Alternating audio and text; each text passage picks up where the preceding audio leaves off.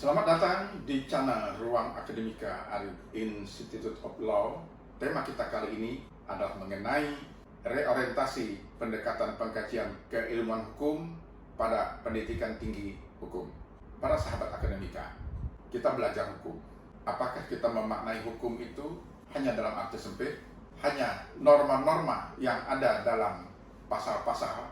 Jadi ibaratnya kita memahami hukum itu seperti kacamata kuda, lurus begitu saja, tidak toleh-toleh lagi ke yang lainnya. Orang kita berjalan, kalau melewati rel itu kan ada tulisan, harap toleh kanan, toleh kiri, barangkali ada kereta api yang lewat. Nah, demikian juga tentunya kita dalam mempelajari hukum, ya. Jangan sampai kita memahami hukum itu seperti orang buta yang tengah menyentuh gajah, punya versinya masing-masing. Bagi yang pegang buntutnya, itu katanya tali. Bagi yang pegang badannya, oh ini tembok. Bagi yang pegang kupingnya, ini dikatakan kipas. Bagi yang pegang gadingnya, ini dikatakan tombak. Bagi yang memegang belalainya, ini dikatakan ular. Bagi yang pegang kakinya, ini dikatakan pohon. Berdebat mereka ini dengan versinya masing-masing, nggak akan ketemu. 100 orang sarjana hukum, mereka berdebat, ibaratnya 7 hari 7 malam, ini tidak akan ketemu. Karena punya versinya masing-masing.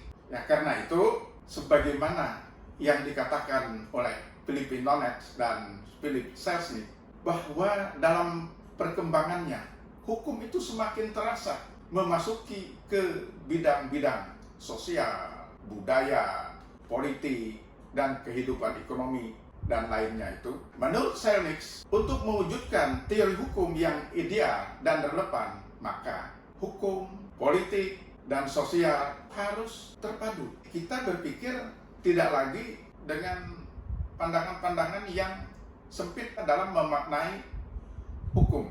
Untuk menjadikan hukum itu lebih relevan dan lebih hidup, maka hukum harus terintegrasi dengan politik, budaya, sosial, dan lain-lain.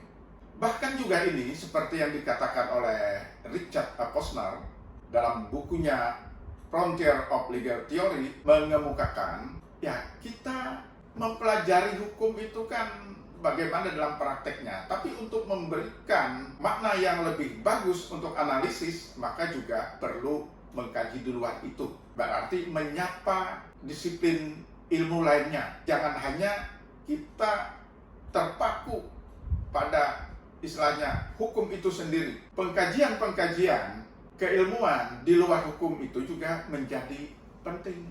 Untuk apa? Untuk memperluas hasanah kita. Bagaimana analisis hukum kita itu lebih berbobot. Tentu juga dalam praktek itu sangat penting.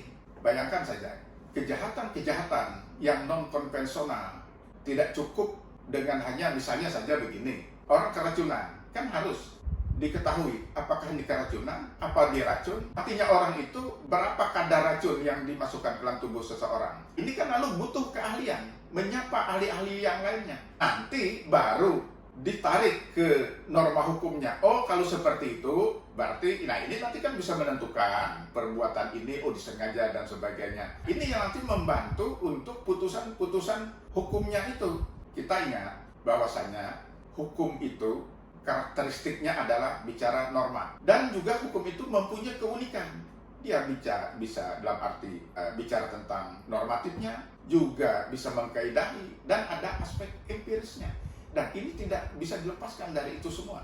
Aspek empiris itu bukan berarti ilmu empiris, tetapi ada aspek empiris. Ambil contoh misalnya begini, ketika olah TKP, tentu misalnya seseorang disangka melakukan pembunuhan, atau begini saja, ada seorang korban meninggal dunia, tapi tidak diketahui siapa pelakunya.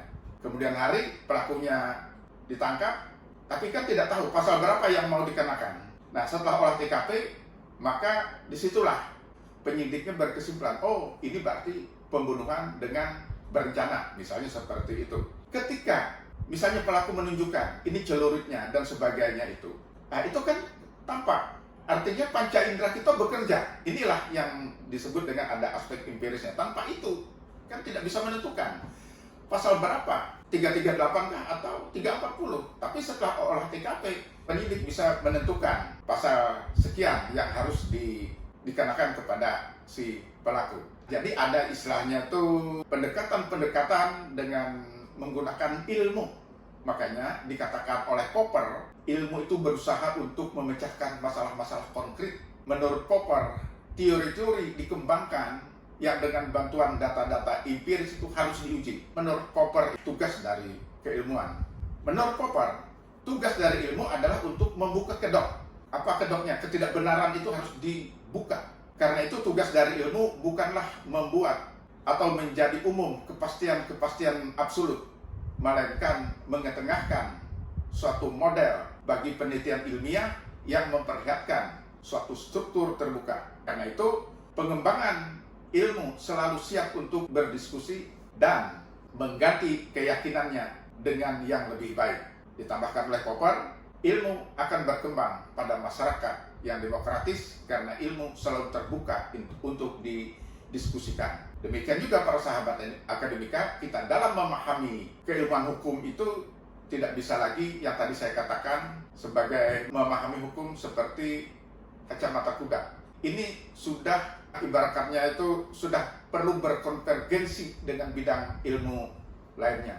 Kita harus berkawan dengan disiplin-disiplin ilmu lainnya. Dan bahkan juga dikatakan sekarang ini sudah antidisiplin. Artinya antidisiplin itu kita sudah menyatu dengan bidang-bidang ilmu lainnya.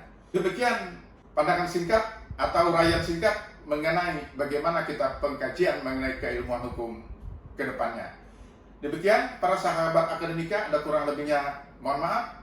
Wassalamualaikum warahmatullahi wabarakatuh.